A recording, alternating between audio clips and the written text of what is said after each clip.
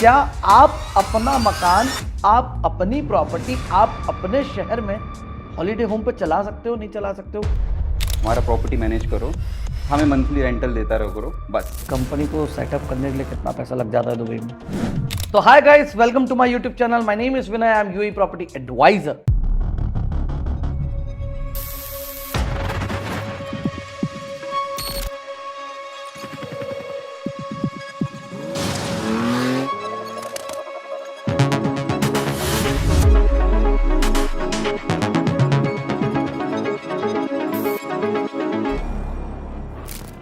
Today, I have a very special guest coming from a holiday homes background.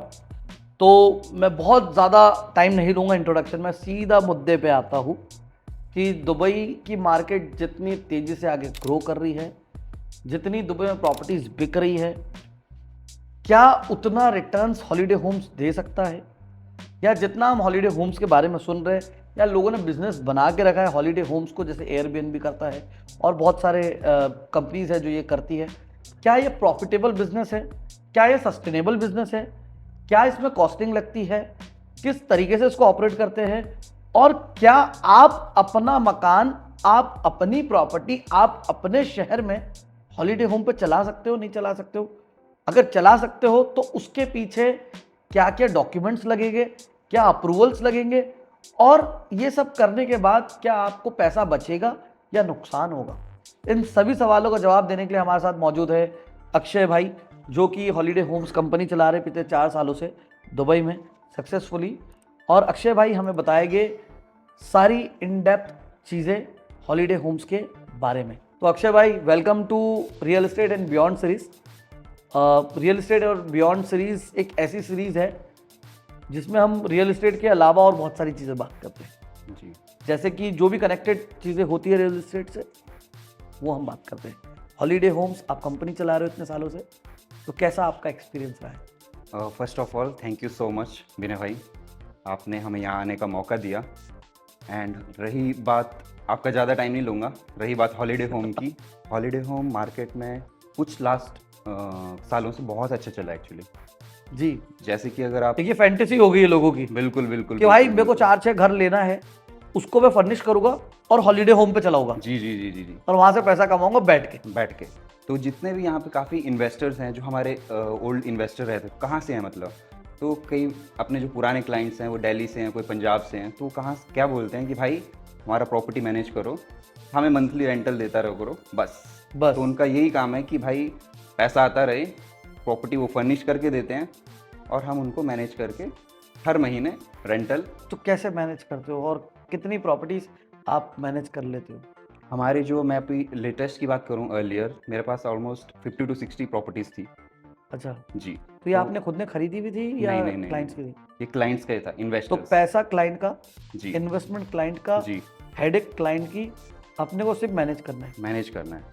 तो management की बात आई तो हम क्या मैनेज करते हैं, पहले हम ऑडियंस को ये बताना चाहते हैं कि अगर हम मैनेजमेंट की बात करें, प्रॉपर्टी मैनेजमेंट में आता क्या है, तो हम क्या क्या मैनेज करते हैं। फॉर एग्जांपल, आपने हमें स्टूडियो अपार्टमेंट या वन बेडरूम अपार्टमेंट आपने फर्निश करके दे दिया, तो उसके बाद जितना भी उसका बिलिंग से लेके, उसका क्लीनिंग से लेके, उसका मेंटेनेंस से लेके सब हम मैनेज करते हैं। तो इसके लिए एक प्रॉपर टीम होती है या कैसे करते जी जी बिल्कुल, ऑपरेशन का बंदा रहता है, मेंटेनेंस की टीम रहती है, क्लीनिंग के बंदे रहते हैं, हमें वो सब रखना पड़ता है मतलब। हो? अच्छा, तो जैसे एक बात ये भी है कि आप 50-60 प्रॉपर्टी आपके पास है, जी। तो क्या वो एक ही बिल्डिंग में है या डिफरेंट लोकेशन? बिल्कुल भी नहीं, एक बिल्डिंग में नहीं है, वो डिफरेंट डिफरेंट लोकेशन में है। जैसे? फॉर एग्जांपल, बिजनेस वे हो गया, दुबई मरीना हो गया, स्पोर्ट्स सिटी हो गया, जेबीसी हो गया, प्रोडक्शन सिटी हो गया, तो जेएलटी हो गया, तो अलग अलग लोकेशन पे हैं। और किसी में 2 यूनिट्स है, किसी में 4 यूनिट्स हैं, किसी में 3-4 यूनिट्स हैं, मतलब सबका अलग अलग, बिल्डिंग का अलग अलग तो हो फिर जाता आप है। कैसे उसको मेंटेन कैसे करते हो और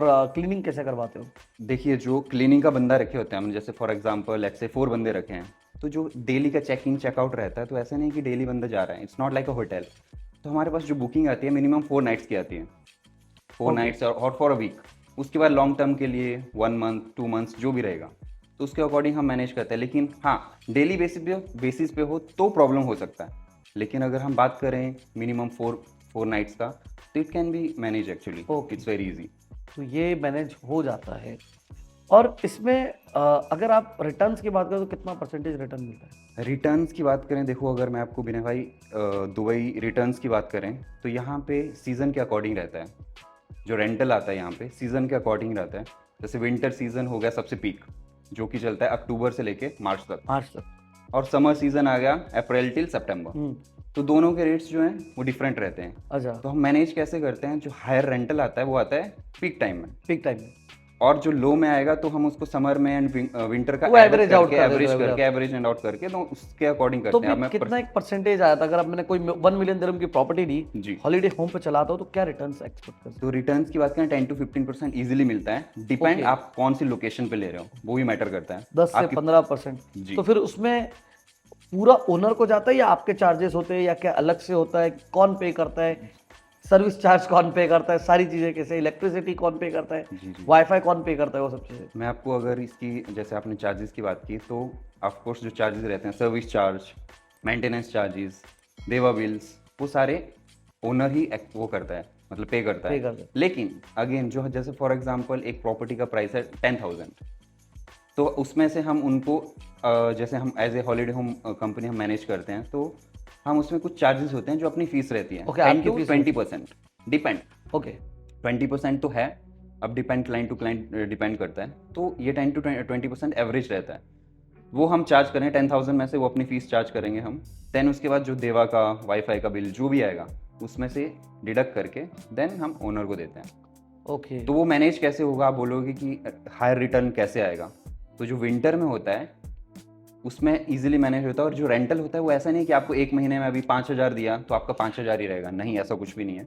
वो case to case basis as per the हाँ। मार्केट वो अप एंड डाउन होता रहता है। तो अगर जैसे हम बात करें जैसे कि बहुत सारे लोग हैं जो प्रॉपर्टी उठा लेते हैं, हॉलीडे होम पे चला देते हैं, जी, फिर उसके बाद में कहीं ना कहीं उनको रिटर्न्स नहीं आ रहे होते।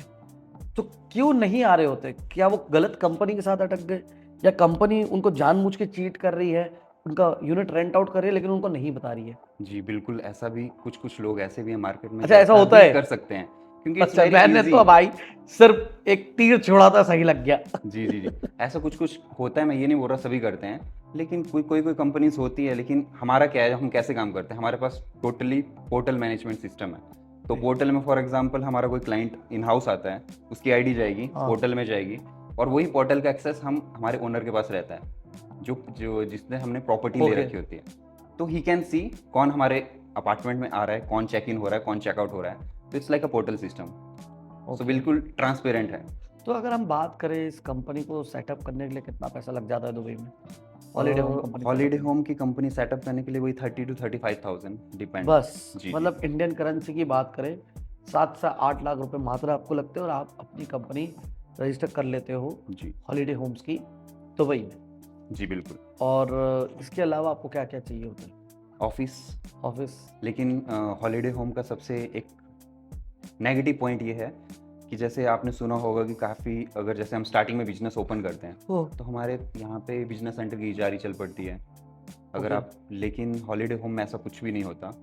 You should have the commercial Hazari, क्योंकि बिजनेस सेंटर की इजारी पे आपका यूनिट परमिट अप्रूव नहीं होगा, आप प्रॉपर्टी मैनेज नहीं कर आपको पाओगे। अपना एक पर्सनल ऑफिस यस, लेना होगा। वो रेंट पे ले सकते हो या खरीदना होगा? रेंट पे। रेंट पे ले सकते जी, हो। तो एक उसका रेंट आप समझ लीजिए आराम से, अगर आप आउटर एरिया में छोटा यूनिट लेते हो तो 40-50 हज़ार के आसपास मेरे हिसाब जी, से जी, जी, बिल्कुल, रेंटल आ बिल्कुल, जाए। बिल्कुल। और उसके बाद फिर आपको प्रॉपर्टीज कैसे मिलती है हॉलीडे होम्स की? प्रॉपर्टीज़ हमें ऑब्वियसली रियल एस्टेट से मिलती है एक्चुअली। रियल एस्टेट से जी, मिलती है? जी, ओके। क्योंकि मार्केट में काफ़ी ऐसे अपने नोन्स हैं कुछ, जैसे मैं आपको जानता था, राइट, तो आपसे भी कई बार ऐसे डिस्कस हुआ कि राइट। तो हम तो हमारी हॉलीडे होम्स की प्रॉपर्टीज अक्षय भाई को देते हैं, जो भी हमारे क्लाइंट्स हैं उनके लिए जो भी चीज़ें बहुत स्मूथली हो जाती है। तो अगर आप भी अपनी प्रॉपर्टी हॉलीडे होम पे लगाना चाहते हो, आप न्यू हाइट से कांटेक्ट करके, अक्षय भाई से कांटेक्ट करके उनको रेंट आउट कर सकते हो। इसमें न्यू हाइट सिर्फ आपको हेल्प कर रहा होता है। न्यू हाइट्स ना कोई कमीशन खा रहा होता है इसमें, ना कुछ कमा रहा होता है इसमें। It's just a help. बिल्कुल, बिल्कुल, बिल्कुल, बिल्कुल। तो ऐसे करके जो जितना भी इन्वेस्टर्स के जो कॉन्टैक्ट्स होता है वो सारे रियल एस्टेट से मिलता है। मार्केट में काफ़ी एजेंट्स हैं जो देते हैं, जो फ्रेंड्स होते हैं, कोई कोई बेचता भी है, सेल भी करता है एक्चुअली। अच्छा, जी, जी, जी, जैसे हमने बात करी कॉस्ट सेटअप की, प्रॉफिट की हमने बात करी जी, कि प्रॉफिट शेयरिंग कैसे हो जाता है, 80-20 का हो जाता है, 80% ओनर रखता है, जी 20% कंपनी रखती है, 80% से फिर उसका सारे चार्जेस कटते हैं, जो बिल्स होते हैं, दीवा हो गया या वाईफाई हो गया जी या नेटफ्लिक्स अगर लगा रखा है तो उसका हो बिल्कुल गया। बिल्कुल बिल्कुल उसके अलावा अगर हम बात करें, जैसे हम लॉन्ग टर्म हॉलीडे होम्स की बात करें, जी जो मैंने देखा 6-6 महीने भी लोग हॉलीडे होम्स में रहते हैं। बिल्कुल कौन लोग होते हैं वो? वही अपने रेजिडेंट या फिर जो बाहर से, मैं अदर कंट्रीज़ की बात करूँ, यहाँ पे काफ़ी लोग ऐसे ऐसे आते हैं जिनका कॉन्ट्रैक्ट रहता है। फॉर एग्जांपल कंपनी उनको हायर करती है, लेकिन उनका कंफर्म जॉब नहीं होती कि वो कितने टाइम तक दुबई में है। ओके। कोई 6 मंथ्स के लिए है, कोई 4 मंथ्स के लिए, कोई 8 मंथ्स के लिए। तो वो आते हैं और वही लोग यहाँ पे रहते हैं। उसमें डिफरेंट नेशनलिटी है, यूरोपियंस हैं, यूके हैं, ऑस्ट्रेलियन, डिफरेंट डिफरेंट रशियंस। तो वो आते हैं लोग। एंड कोई कोई लोग समर में आते हैं, जैसे अभी हम आउटर कंट्रीज़ की बात करें जहाँ पे माइनस टेम्परेचर रहता है, तो वो दुबई में आना पसंद करते हैं। तो ओके। रहते हैं अपने यहाँ पे 6 हम लोग तो months। भागने की कोशिश करते हैं भाई दुबई से गर्मी में, जी जी लोग जी, गर्मी में दुबई आ रहे हैं, आते हैं बिल्कुल। ये भी चीज़ है। तो इसके अलावा अगर हम बात करें, हम अक्षय भाई, जैसे कि हमने जैसे बहुत सारे क्लाइंट्स हैं जो बोलते हैं कि यार हमने प्रॉपर्टी जो है, हमें ऐसी प्रॉपर्टी लेनी है जो हॉलीडे होम्स के हिसाब से बेटर हो, क्योंकि हम उसको हॉलीडे होम पे चलाएंगे। जी तो किस टाइप की प्रॉपर्टी आप रिकमेंड करते हो जो हॉलीडे होम पे बेटर रिटर्न देती है, और किस एरिया की आप बात करते हो?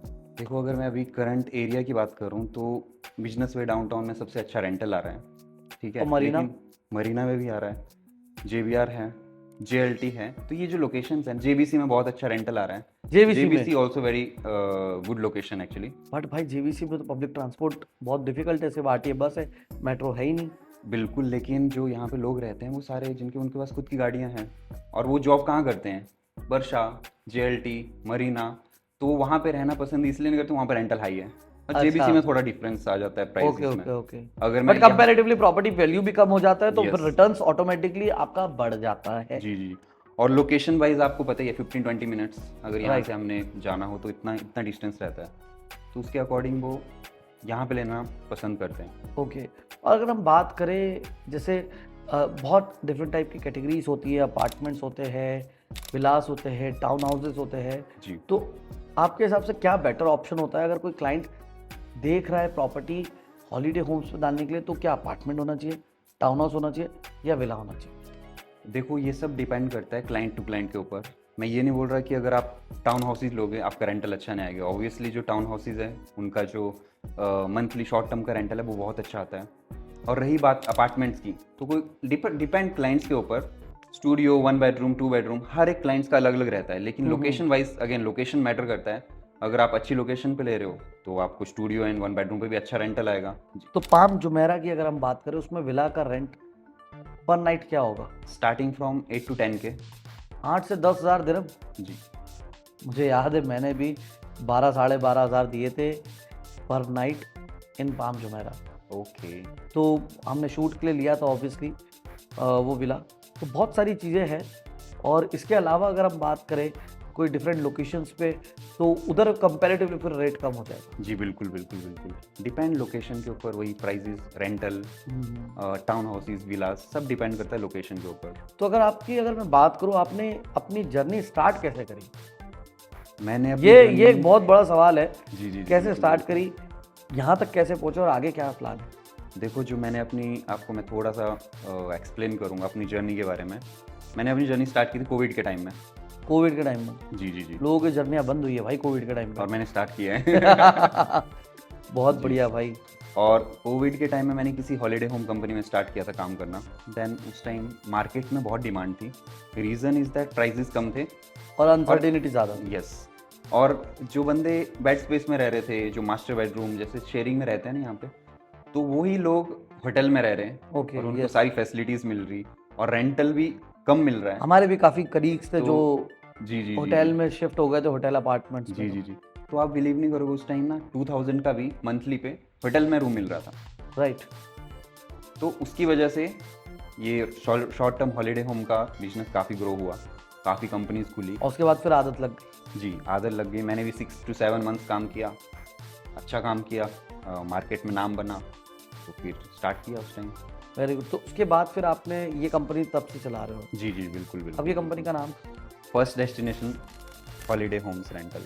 तो guys, first destination holiday homes आपके पास में बहुत सारे ऑप्शंस लेकर आ रहे हैं अपार्टमेंट टाउन हाउस विलास की। अगर आपको मंथली, ईयरली या वीकली या डेली बेसिस पे चाहिए तो जी जी ऑप्शंस है। तो गाइज अगर आप भी हॉलीडे होम्स के बारे में जानना चाहते हो, कांटेक्ट करना चाहते हो तो अक्षय भाई से कर सकते हो, वो बता देंगे आपको, हम आपको गाइड कर देंगे इसके रिगार्डिंग। और इसके अलावा आप कुछ एडवाइस देना चाहोगे लोगों को जो हॉलीडे होम्स पे अपने प्रॉपर्टीज़ लगाना चाहते हो? जी बिल्कुल। मैं अगर जिसका भी जो भी अपने प्रॉपर्टीज़ शॉर्ट टर्म पे डालना चाहते हैं, अपार्टमेंट, स्टूडियो, 1 बेडरूम, 2 बेडरूम, और जिनको अच्छा रेंटल चाहिए वो हमें कांटेक्ट कर सकते हैं। न्यू हाइट्स रियल एस्टेट को कांटेक्ट कर सकते बिल्कुल हैं। कर सकते तो हो और हम लोग आपको बिल्कुल सेफ हैंड्स में देंगे। अक्षय भाई आपसे खुद संपर्क में रहेंगे और आपको आपकी प्रॉपर्टी रेंट आउट करके देंगे, अच्छे रिटर्न्स देंगे। बिल्कुल बिल्कुल और जैसे इन्होंने बताया पोर्टल का जो सबसे इम्पोर्टेंट है, आपके साथ चीटिंग नहीं होगी कि आपका प्रॉपर्टी रेंट आउट हुआ हुआ है और आपको पता ही नहीं कि वो रेंट हुआ हुआ है। बिल्कुल बिल्कुल बिल्कुल ये बहुत बिल्कुल चीज़ें हैं, ट्रांसपेरेंट रहता है जी। ट्रांसपेरेंट। और वो पोर्टल गवर्नमेंट का ही होता है, डीटीसीएम ओके, जो डिपार्टमेंट रहता है वहीं से हमें वो मिलता है। तो वहाँ पे हर चीज़ आप देख सकते हो, चेक कर सकते हो। तो it's very good option actually. तो अक्षय भाई थैंक यू सो मच, आपने टाइम निकाला हमारे पॉडकास्ट पे आए रियल एस्टेट एंड बियॉन्ड में। तो अगर आप भी और कोई चीज़ सोच रहे हो, समझना चाहते हो, आप चाहते हो कि मैं ऐसे कोई गेस्ट को लेकर आऊँ जिसको उस इंडस्ट्री का नॉलेज हो, तो प्लीज़ कमेंट करें और बताएं। हम लोग आपके लिए फिर नए पॉडकास्ट लाएंगे रियल एस्टेट एंड बियॉन्ड के अंदर। ये सीरीज़ है जिसमें हम रियल एस्टेट के अलावा चीज़ें बताते जाएंगे, लेकिन वो ऑब्वियसली कनेक्टेड होगी रियल एस्टेट से। बिल्कुल। Thank thank you you so so much. much. Thank you guys. Thank you.